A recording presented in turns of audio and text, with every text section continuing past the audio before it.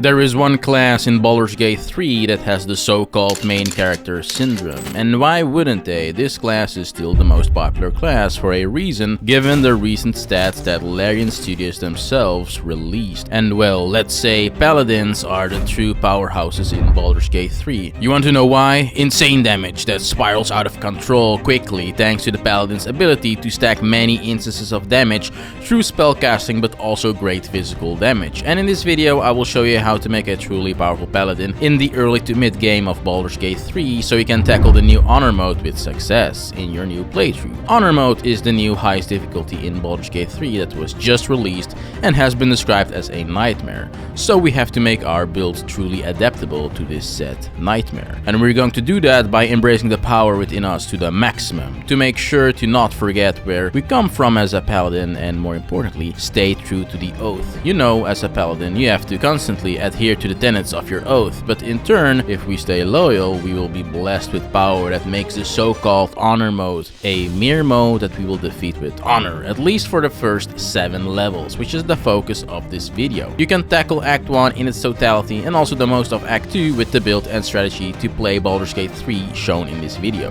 Make sure to quickly give the video a like and subscribe if you haven't done so yet. We're almost at 200,000, so let's get it. And also, if you want to support the channel, consider becoming a Patreon, and in return you will get a nice gift because you get access to written guides to my Baldur's Gate 3 builds.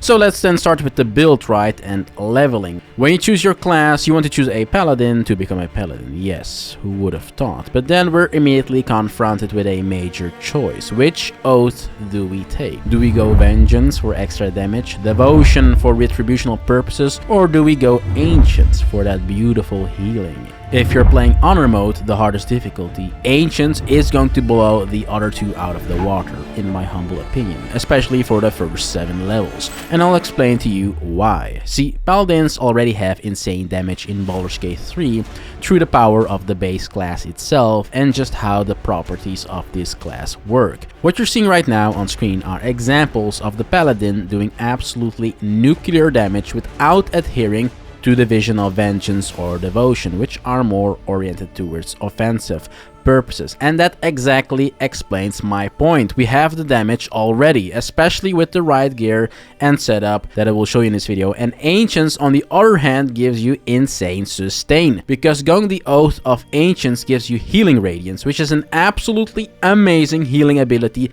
that heals you and everything around you in your radius for at least 12 HP each, and then is also enhanced by your charisma level. But it doesn't just do that, it does it twice in a row in 2 different turns with just 1 cast, so you can get an easy 100 HP or even more for your entire party every time you use your channel oath, which is what fuels your healing radiance. But what is crazy is that this 100 HP doesn't require a long rest to reset. No, you can recharge your channel oaths with mere short rests. So you get multiple of these insane heals for every long rest in this game. That is still not what makes this ability so good though. It's the fact that it's a bonus action that heals you for 2 turns back to back, meaning you can still use your action and thus attack and destroy a bunch of things in the same turn that you have activated your healing radiance. Absolutely god tier ability, and that's still not even where the power of the Ancients ends, because we can modify and enhance this healing by giving it properties through like the very powerful bless every time we use our healing radiance, which gives you a plus 1d4 bonus to attack rolls and saving throws. And this effect can be found on a gear piece that can be found very early on, but more on that when we get to gear. Just keep it in mind that there's a lot of good things to healing radiance. And right from the start you also get Lay of Hands, by the way, which also synergizes with healing radiance irregardless of your oath, and this spell gives you specific targeted heals or a cure for disease and poisoning. You can in fact choose between 3 different options when you select your Lay of Hands, of which 2 are healing based on whether you want to use 1 or 2 Lay of Hands charges. So it gives you flexibility of if you want to go for a small or a big targeted heal, depending on the scenario that you're in. And Lay of Hands is a nice addition to make sure you and your party stay alive, making your sustain even better, in addition to the just mentioned very powerful healing radiance. Okay, so now you know why we went with the Oath of the Ancients. It's just too good. For your abilities, you want to go 16 strength because our damage is going to scale through strength, 16 charisma because our oaths, auras, as well as various spells scale through charisma, and then we get 14 constitution for the con saving throws, as well as some HP for more sustain. Other stats can be up to your preference, but some dexterity is nice for initiative. For your race, it doesn't really matter what you pick, but for a paladin, I prefer wood elf or wood half elf for the extra movement. It's really good on a melee character that you want to make sure is as proactive on the battlefield as possible, which is exactly what a paladin should do because it's the main character, remember? Now that the first level and initiation of your Ancient's Paladin is a reality, it is time to go to level 2. But I have great news first, because in the first area of the game, the good old ship, make sure to take out the commander. This will help you get to level 2 pretty much instantly, but also you want to use his Everburn Blade and give it to your paladin. This is an amazing start for your paladin to use this sword as your two-handed greatsword, because it does a lot of damage early on. And you can choose the captain by using Shadow Heart to prepare command. Accordingly, use command drop the weapon, take the weapon, and make the fight a lot easier, as the commander will now have to use his fists to fight you, and he will have no chance, even on tactician mode. With the Everburn Blade in your possession, it is time to then accordingly level up to level 2, and for your fighting style, you want to go Great Weapon Fighting. Great Weapon Fighting will basically make our damage output higher with all the two-handed swords in the game that we will use, and I like to use two-handed swords on my paladin for sure, as it makes our damage output really good. It is as simple as that, because it prevents you from rolling 1 or 2s for your damage die. Now for your spells, as a paladin, you get to prepare another spell every level, and preparing is different from learning, as it means you have access to these spells anyways at all times. You just have to choose which one you want to use in your spell book, and I'm going to quickly go over all the spells and which ones you want to prepare for the first 7 levels in my opinion. Now the most important spell you unlock at level 2 is Divine Smite.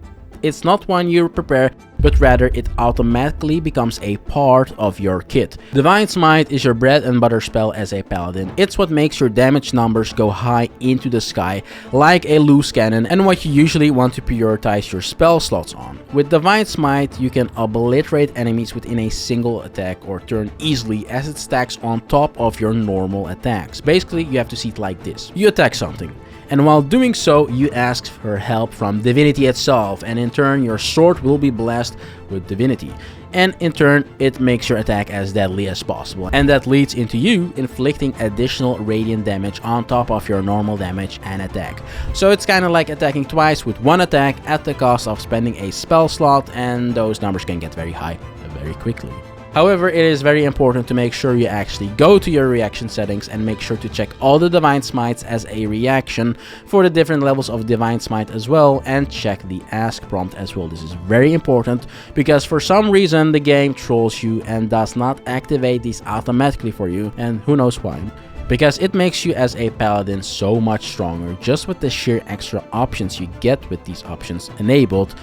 Yeah, good old Larian Studios and their silly jokes. Reason why you want to do this is because 1, Divine Smite stacks on top of all your other smites as well as attacks, so you can use both of them in combination through this way, because the game will actively ask you to use Divine Smite after your other smites or attacks like this. And 2, it provides you control when you want to proc Divine Smite. You only have a limited amount of level 1 and level 2 spell slots, so depending on the enemy and how much HP they have, you accordingly want to choose if you want to smite, and if you do, which one you want to use.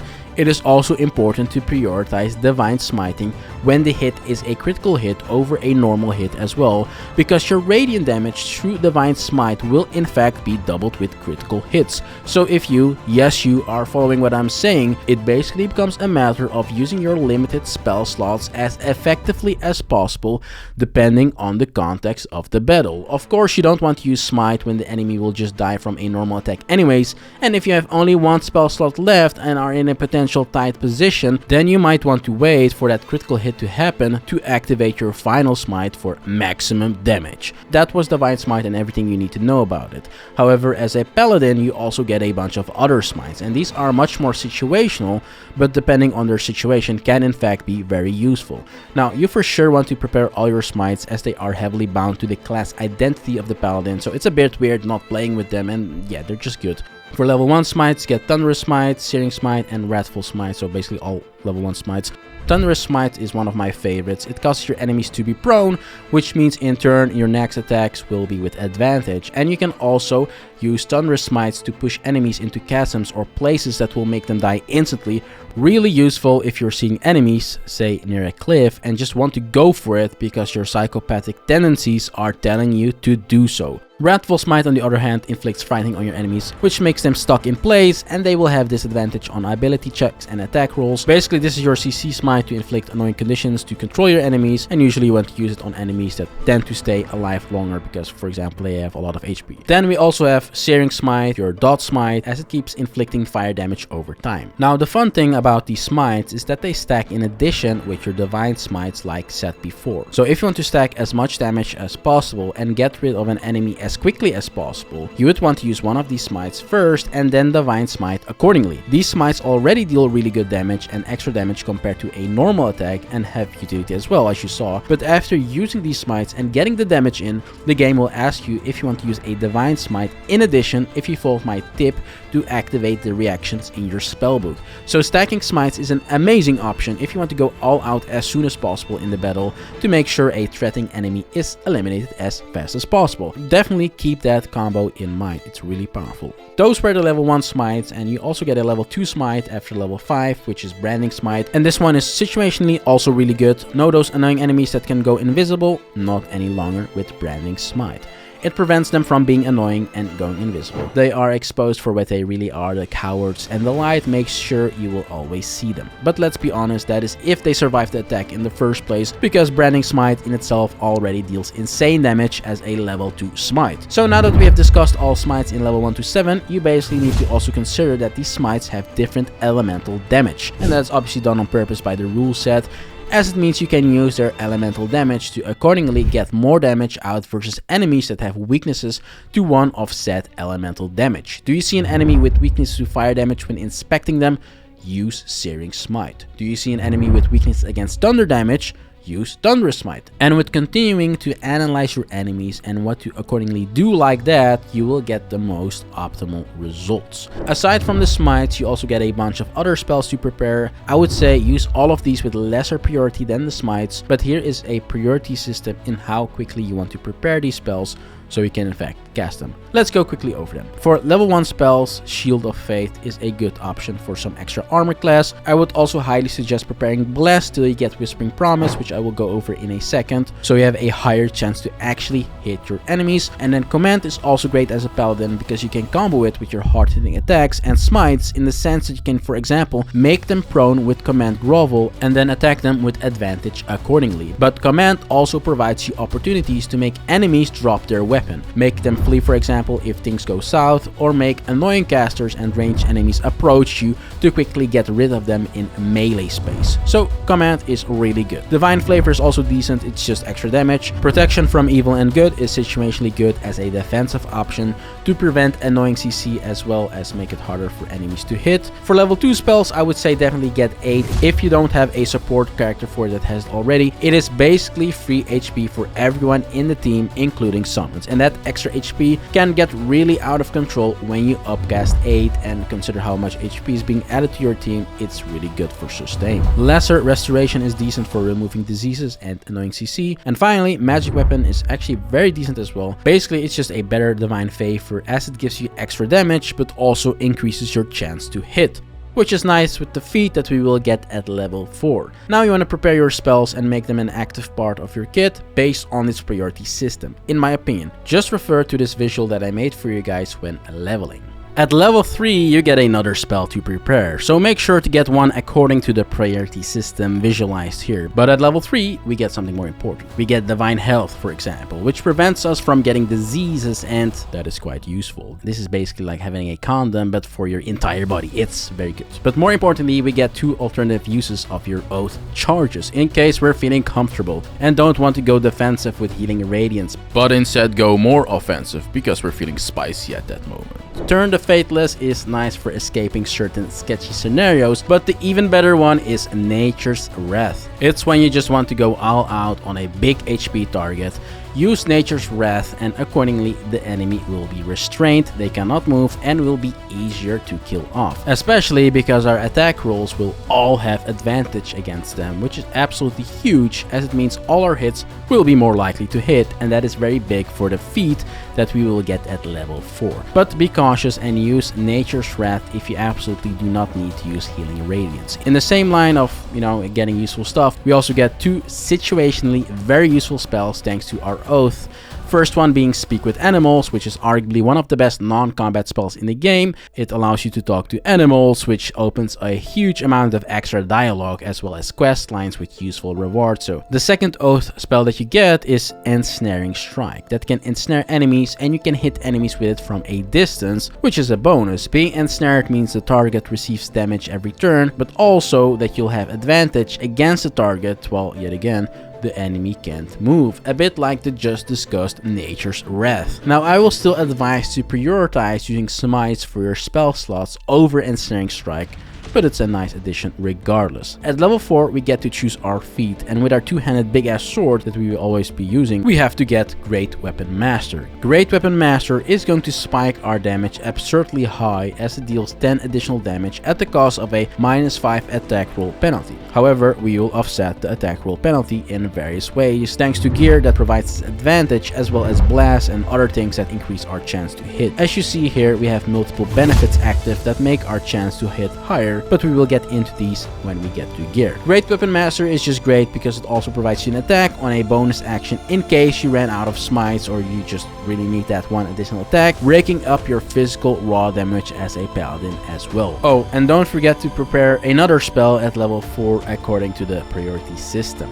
At level 5, we get a lot of goodness. For instance, we get an extra attack altogether every single turn, which is a huge power spike as a paladin. Our damage is now going to spiral out of control once again, because what we did before, we can do that now again, but ×2, so a lot of extra power to be had at level 5. You also get 2 more Oath spells at level 5, and as an Ancient Paladin, you get Misty Step for free, which is really good. Misty Step provides insane utility in combat, whether it's offensive, to get to a target that you want to attack, that you otherwise can't reach with your movement, or defensive, when you want to reposition yourself strategically, when you have found yourself in a sticky situation, and you want to prevent enemies from devouring you the next turn. Moonbeam, the other Oath spell that you get, is also very good depending on the situation, because 1, you can use it to deal a bunch of damage to a target stuck in a certain position, or for instance, if you want to start with it to surprise the target, to render them immobile and get 2 turns of damage just like that. But also because you can reposition it to your liking every turn,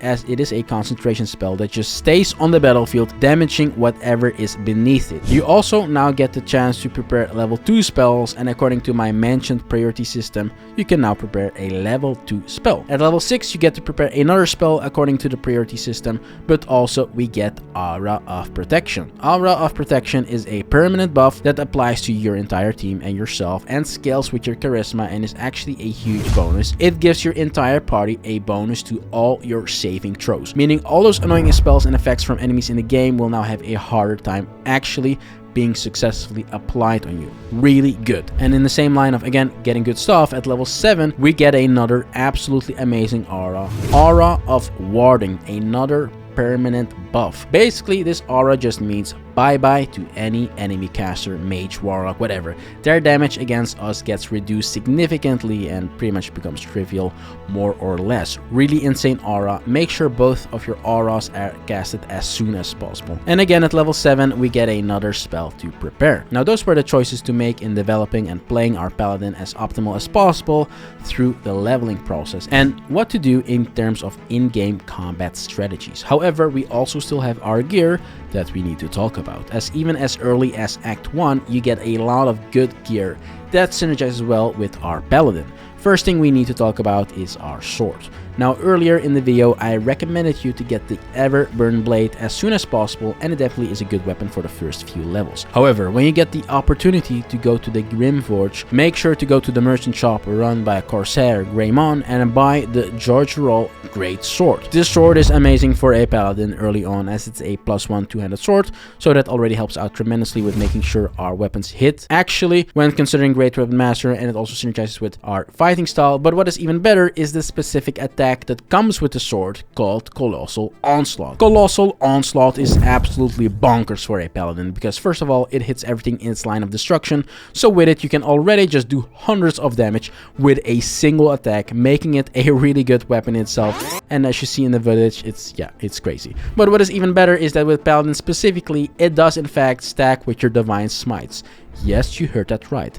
You'll get a prompt for every single enemy that was struck during Colossal Onslaught. So basically you can just stack smites with the insane AoE damage of this attack and take out everything in like just the first turn or any turn, where you can make sure enemies align for your attack. Really insane weapon, and thankfully you can get it in fact in Act 1. Aside from the weapon, let's go over our gear. First of all, we need to talk about our rings. I would highly suggest to get the Whispering Promise ring as early as you physically can, which is in the Druid Grove. Make sure to buy it from Volo. This ring is absolutely insane for this build, as it will make all our heals, including Healing Radiance, apply Bless as an additional effect. So we get a juicy bonus to our attack rolls and saving throws now every time we use Healing Radiance, for instance, which is great because this offsets, for example, the penalty of Great Weapon Master really early on, and it can apply to your entire team, more importantly, if you make sure that they're standing in the radius of Healing Radiance, which is quite easy to do.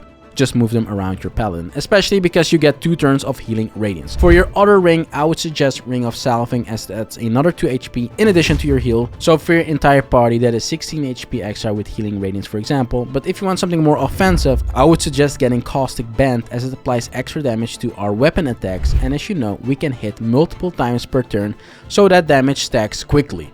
Both of these rings can be found in the Underdark, in specifically the Myconid Colony in Act 1, so you can try both of them out and see what you like more. For your amulet, I'm going to recommend an amulet that you can get pretty much at the start of your playthrough, the Moondrop Pendant, obtained in the Owlbear Nest. This one makes it so that if we go below half our HP, we won't trigger opportunity attacks. So it gives us a lot more leeway in setting up our attacks and repositioning if things get a bit dangerous without the enemy retaliating for us moving away from them. Then we have the Helmet of Smiting for our helmet, which was literally just made for paladins, since we will apply conditions with our smites all the time, so it's nice to have that extra HP for free.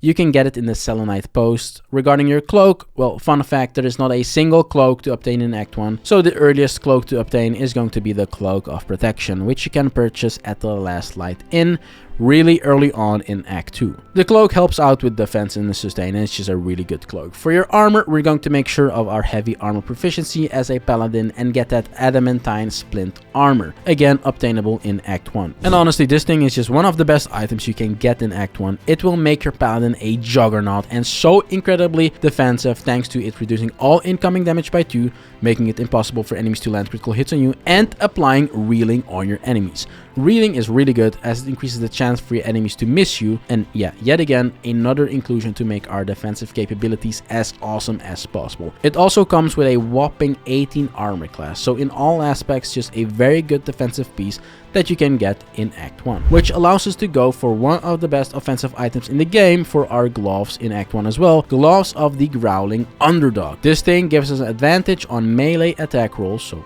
all our attacks basically, while surrounded by 2 or more foes. And that scenario is pretty much always applied in any relevant combat scenario, because many encounters will in fact consist out of 2 or more enemies, and due to how the AI paths in this game, they will also more often than not station next to each other. And this piece is absolutely glorious for our setup, because 1, it synergizes with our Colossal Onslaught, but 2, it also pretty much just completely eliminates Great Weapon Master's penalty. The reason being is because with it, we will have advantage up pretty much all the time on our enemies, and keep in mind, we also get other sources that make us more likely to actually hit our targets. Think about the Ingrained Bless in our healing, our +1 weapon enchantment, various abilities that apply advantage or restrain enemies, combos, and so forth. This is what our glorious advantage stacking, as well as us maximizing our chance to hit in order to anticipate to fully compensate GWM's penalty while gloriously benefiting from its insane damage spike, looks like. Green, green, and green. For boots, we get the boots of striding, which you can get from Minthara either by killing or recruiting her, and these boots give you momentum when casting concentration spells, which, as you know, we have multiple of, including our smites, and momentum gives us more movement, which is very handy. And it also makes it so that we cannot get annoying CC like prone or pushed when we're concentrating, which is a nice bonus as well, since those tend to be the big causes of prematurely breaking your concentration spells. For bow, I would get the Haunting Short Bow, since you can get it very early on from the trader at the Grove. It gives us an option to deal with enemies in the distance, obviously, but that ingrained advantage against monstrosity type of enemies is really nice as well. It also gives you Hunter's Mark, which is surprisingly effective for a paladin, as it synergizes with our idea of damaging our enemies many times within a turn through different instances of attacking, which in turn will proc Hunter's Mark extra damage per hit mechanic. So overall, a great bow for the build. And with that, we have now pretty much discussed everything you need to know for this build. I would say that with this setup, and if you made sure to follow along, you will now have an absolute monstrous paladin build, but maybe even more importantly, also just have an in-depth understanding of how to play paladin as optimal as possible. Even without using any smites, you will still deal incredible physical raw damage. So running out of spell slots isn't problematic at all, really. But obviously, with smite stacking and getting the most out of your smites is a strategy that will lead to absolute horrendous experiences for the enemies, and maybe the quick death that is bestowed upon them through your insane damage within just one turn, or even worse, one attack, is exactly why Paladin is a great contender for honor mode. And it being a popular class, well, it just all makes sense now. And with my setup specifically, we also have that insane sustain, insane defense, insane healing, and so much utility to tackle any situation really. There's no way you're going to die in honor mode accordingly, or really fail in any instance of non-combat and combat as well. Incredible. Try it out and let me know what you think in the comments. I will be making another Paladin video really soon that focuses on Act 3 honor mode and specialization. Yes, that is something to look forward to,